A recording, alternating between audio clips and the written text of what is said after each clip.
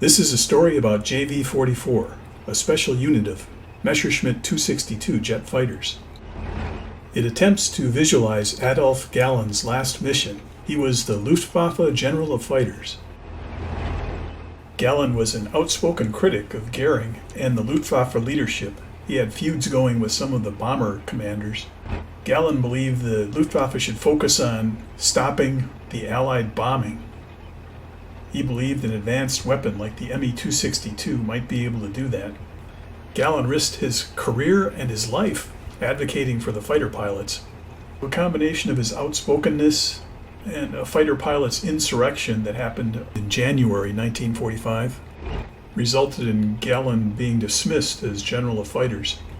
Hitler ordered Galland to form a new Me-262 unit, separate from the influence of the Luftwaffe. JV-44 formed around the 22nd of February.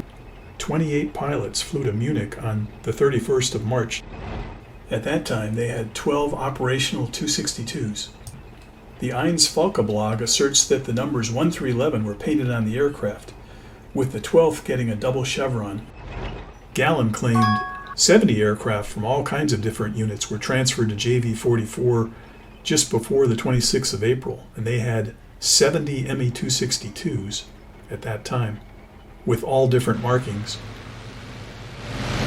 Galland gives the Allies credit for a successful bombing campaign against German fuel supplies and against the rail system. He said that due to the lack of fuel, the Me-262s were towed instead of taxied to the takeoff area.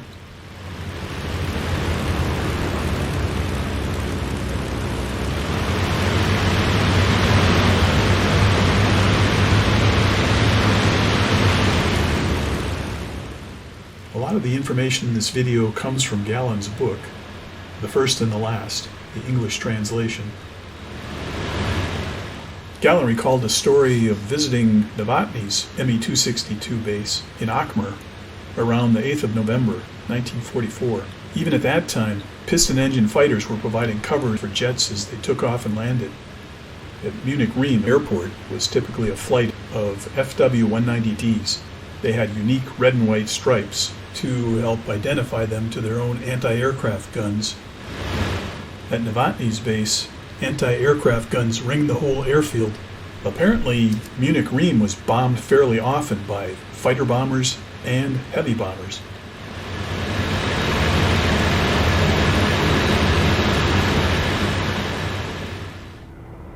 Galland was flying White 3 this day. Schallmoser was with him. Klaus Neumann also made a claim this day, so he was probably one of the 6 pilots.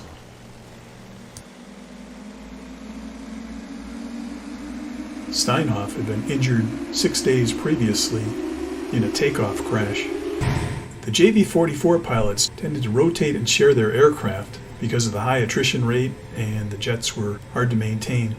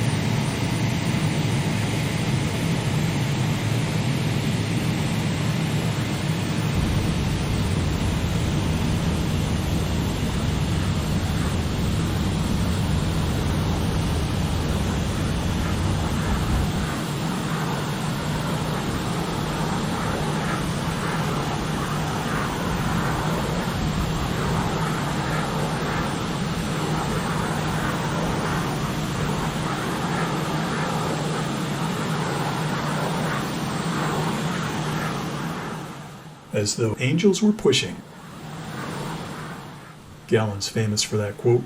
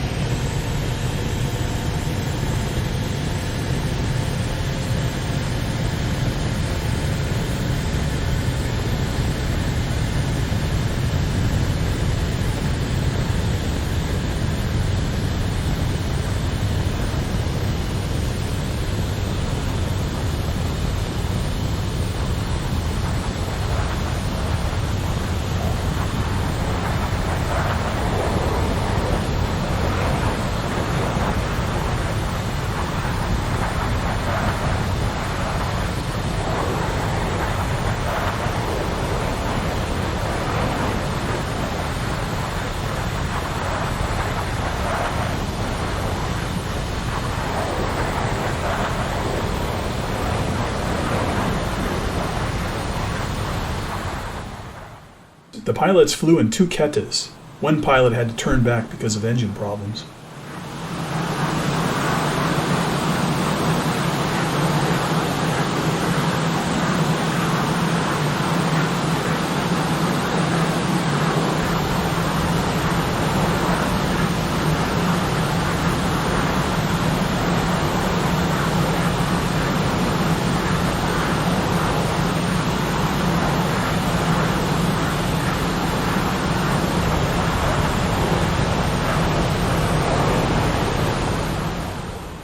JV-44 received R4M rockets during the last few weeks of the war. They were held by underwing wooden racks as there was a shortage of metal. They were aimed using the normal gun sight. The R4Ms were intended to fan out and possibly take out multiple bombers at the same time. This 262 probably started out with EJG-2, an experimental commando unit, which was renamed Commando Novotny. It's believed to have transferred to JV-44 in April of 1945.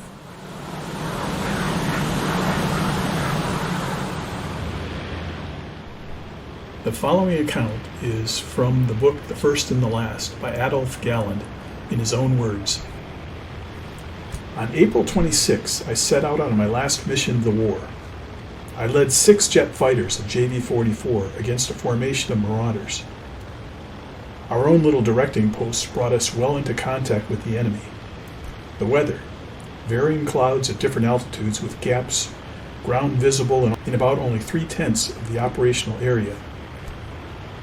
I sighted the enemy formation in the direction of Neuburg on the Danube. Once again, I noticed how difficult it was with such great difference of speed and with clouds over the landmark to find the relative flying direction between one's own plane and that of the enemy, and how difficult it was to judge the approach. This difficulty had already driven Lutzow to despair. He had discussed it repeatedly with me, and every time he missed his run-in, this most successful fighter commodore blamed his own inefficiency as a fighter pilot. Had there been any need for more confirmation as to the hopelessness of operations with the Me-262 by bomber pilots, our experiences would have sufficed. But now there was no time for such considerations. We were flying in an almost opposite direction to the marauder formation. Each second meant that we were 300 yards nearer.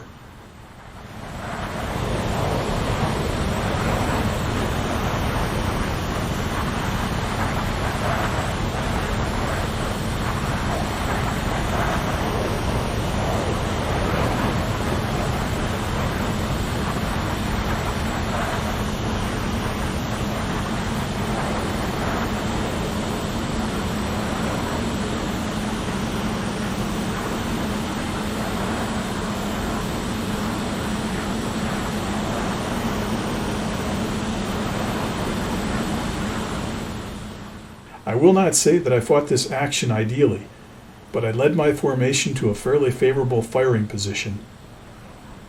At that moment close below me, Schallnoser, the jet rammer, whizzed past.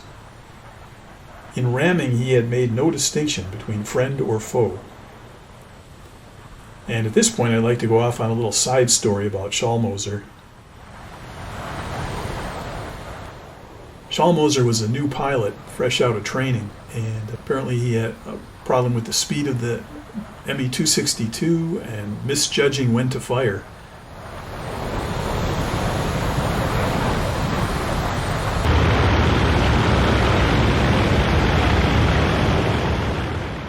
The B-26s were the 42nd Bomb Wing of the 12th Air Force. They included a group of Free French and 2 U.S. bomb groups, the 320th Bomb Group and the 17th Bomb Group.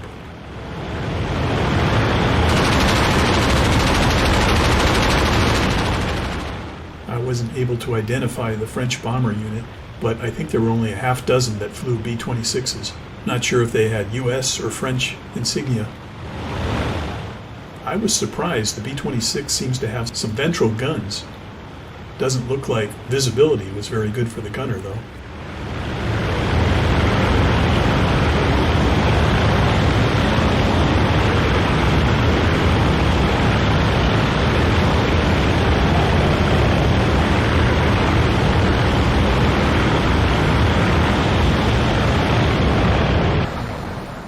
On the 20th of April, Edward Schallnoser clipped a B-26 propeller with his rudder and bailed out. He claimed he landed in his mother's garden.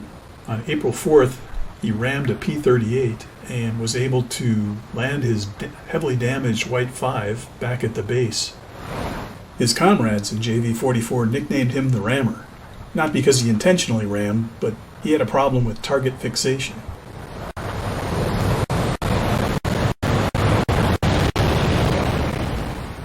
Okay, back to Galland's narrative. Safety catch off the gun and rocket switch. Already at a great distance, we met with considerable defensive fire. As usual in a dogfight, I was tense and excited. I forgot to release the second safety catch for the rockets. They did not go off. I was in the best firing position.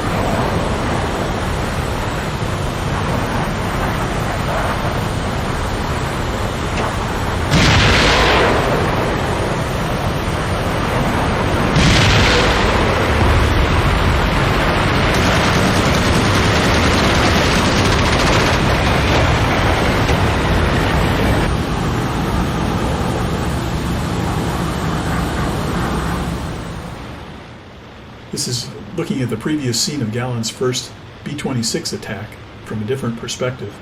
I forgot to release the second safety catch for the rockets. They did not go off. I was in the best firing position. I had aimed accurately and pressed my thumb flat on the release button with no result.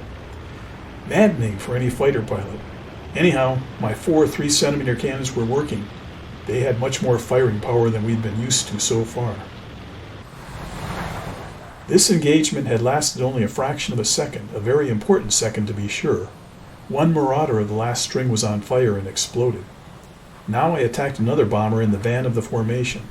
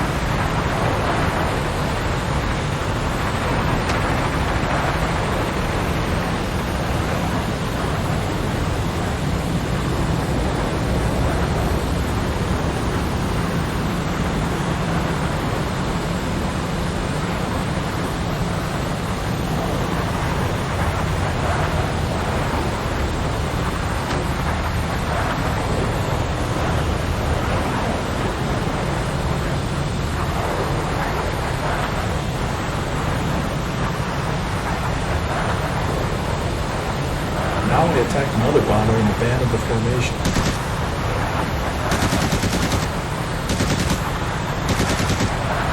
It was heavily hit as I passed very close above it. During this breakthrough, I got a few minor hits from the defensive fire, but now I wanted to know definitely what was happening to the second bomber I had hit. I was not quite clear if it had crashed. So far, I had not noticed any fighter escort. Above the formation I had attacked last, I banked steeply to the left, and at this moment it happened. A hail of fire enveloped me. A Mustang had caught me napping. A sharp rap hit my right knee. The instrument panel with its indispensable instruments was shattered. The right engine was also hit. Its metal covering worked itself loose in the wind and was partly carried away. Finnegan said he was escorting Allied bombers when he saw two objects come zipping through the formation, and two bombers blew up immediately. I watched the two objects go through the bomber formation and thought, that can't be a prop job. It's got to be one of those new Messerschmitt 262 jets. He fired off a 3-second burst, then hit the throttle on his P-47 and found I was going so fast I went right through everything, and guessed my speed at about 450 plus miles per hour. Finnegan figured he hit one of the German jets, but wasn't sure, so he recorded it as a probable. Now the left engine was hit too. I could hardly hold her in the air. In this embarrassing situation, I had only one wish: to get out of this crate, which now apparently was only good for dying in. But then I was paralyzed by the terror of being shot while parachuting down. Experience had taught us that we jet fighter pilots had to reckon on this. I soon discovered that my battered Me-262 could be steered again after some adjustments.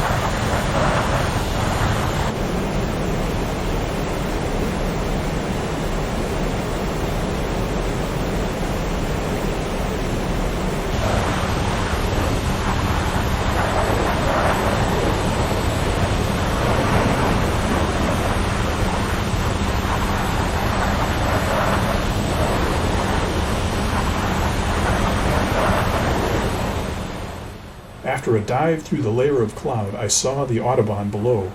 Ahead of me lay Munich, and to the left, Rheims. In a few seconds, I was over the airfield. It was remarkably quiet and dead below. Having regained my self-confidence, I gave the customary wing wobble and started banking to come in.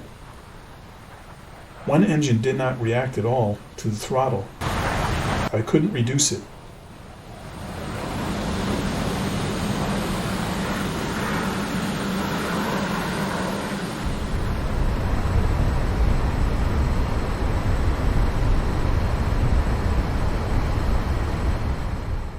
Just before the edge of the airfield, I therefore had to cut both engines. A long trail of smoke drifted behind me. Only at this moment I noticed that thunderbolts and a low-level attack were giving our airfield the works. Now I had no choice. I had not heard the warnings of our ground post because my wireless had faded out when I was hit. There remained only one thing to do: straight down into the fireworks.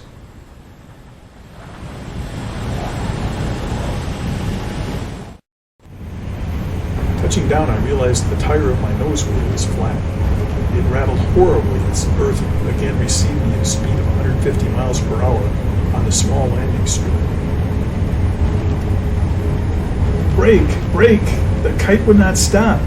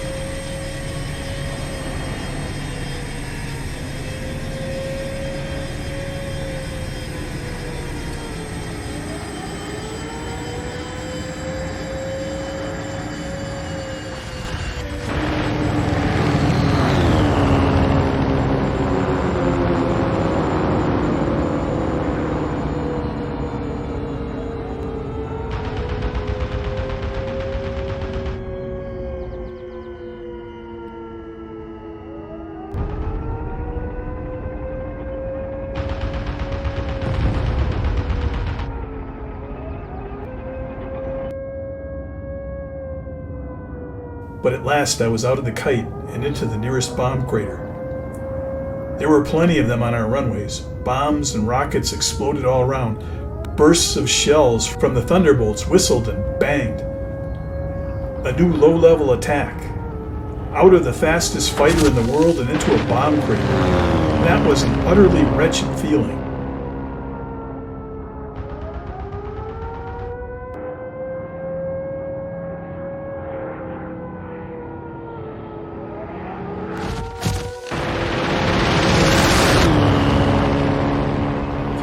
Fireworks, an armored tractor came rushing across to me.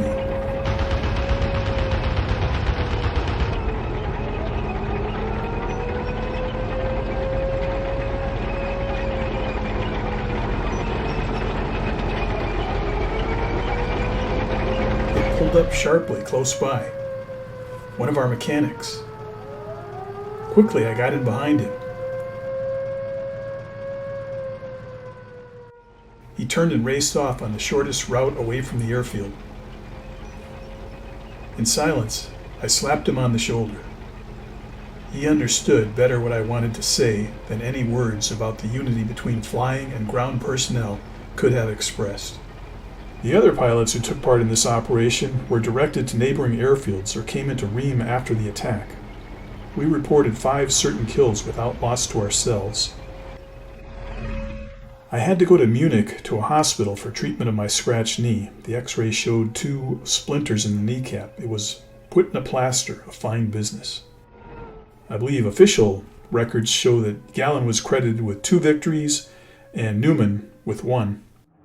Other sources indicate 4 B-26s were lost and 6 damaged.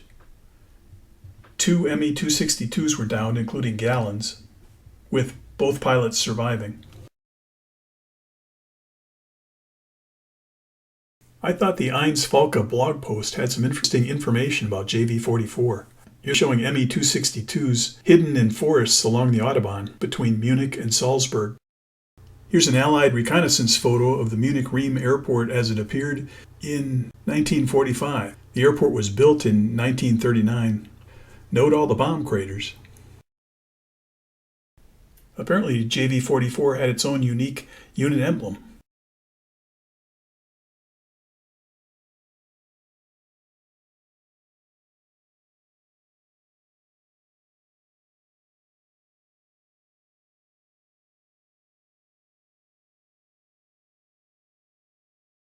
Here's another interpretation of what Galland's aircraft might have looked like.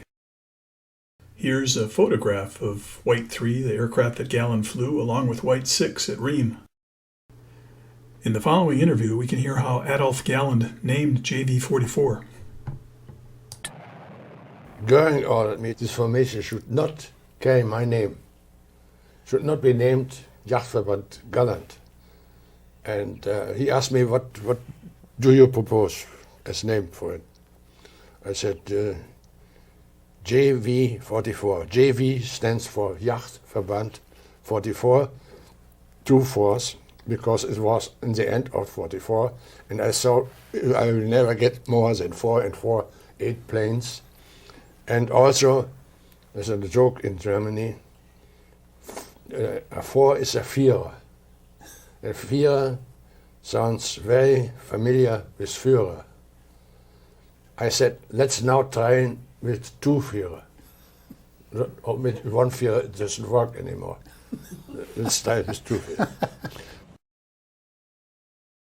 This is a photograph of the second White 5 that Schallmoser is believed to have flown on the right. Schallmoser is walking behind the other pilot. Behind them is White 6 under the camouflage netting.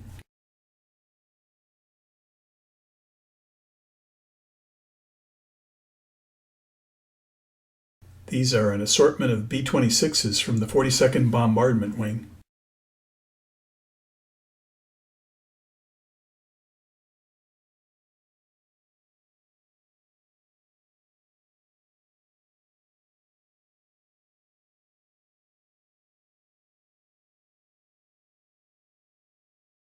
This is an actual photograph of James Finnegan's P-47. Finnegan is the pilot who shot up Galland's aircraft.